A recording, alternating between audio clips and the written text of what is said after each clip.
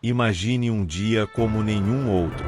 O sol, antes brilhante, agora se esconde atrás de nuvens densas e sombrias. O vento sopra diferente, carregando um presságio que arrepia a pele. O mundo parece continuar normalmente, pessoas rindo, trabalhando, fazendo planos, mas, de repente, tudo muda.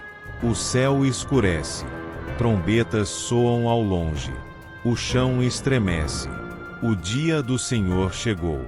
Desde os tempos antigos, profetas anunciaram esse momento com palavras carregadas de impacto e mistério.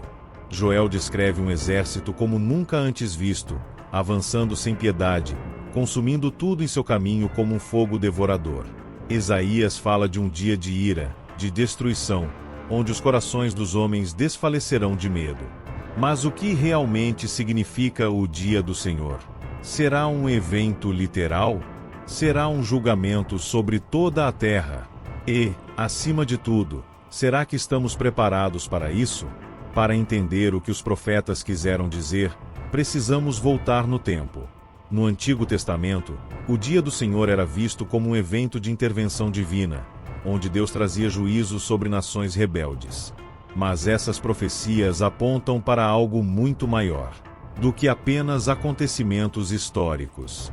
Elas falam de um futuro momento decisivo, quando Deus não apenas julgará uma nação específica, mas toda a humanidade. Joel descreve esse dia com imagens impressionantes.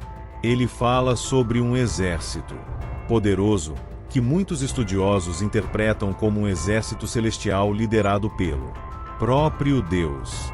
Suas fileiras são organizadas, implacáveis, e nada pode detê-los.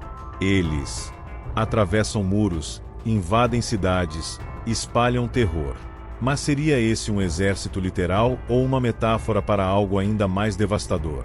Alguns acreditam que essa é uma descrição da vinda de Cristo com seus anjos para executar juízo sobre a terra.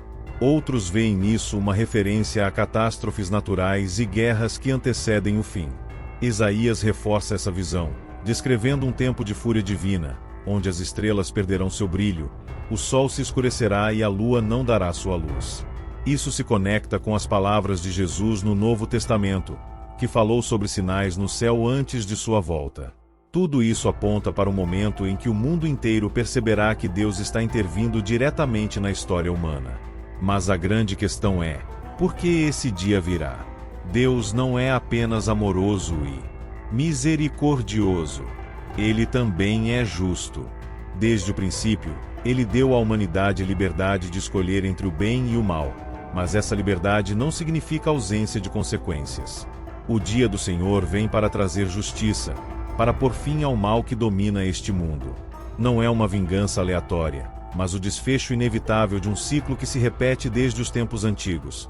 A humanidade se afastando de Deus, ignorando seus avisos, vivendo como se ele não existisse. A Bíblia está repleta de exemplos de épocas em que Deus interveio no curso da história, trazendo juízo sobre nações que ultrapassaram os limites da corrupção e da maldade. O dilúvio nos dias de Noé, a destruição de Sodoma e Gomorra, a queda de impérios arrogantes que desafiaram o Altíssimo. Cada um desses eventos foi um pequeno dia do Senhor, um prenúncio do que está por vir no final dos tempos. Mas há esperança. Para aqueles que vivem segundo a vontade de Deus, o dia do Senhor não é motivo de medo, mas de redenção. É o dia em que todo sofrimento cessará, toda injustiça será corrigida e a verdadeira paz será estabelecida. A diferença entre temer esse dia e aguardá-lo com esperança está na escolha que fazemos agora. O tempo está se esgotando. Os sinais estão se cumprindo diante de nossos olhos. O mundo segue seu curso, distraído, mas a trombeta já está prestes a soar. Você está pronto para o dia do Senhor?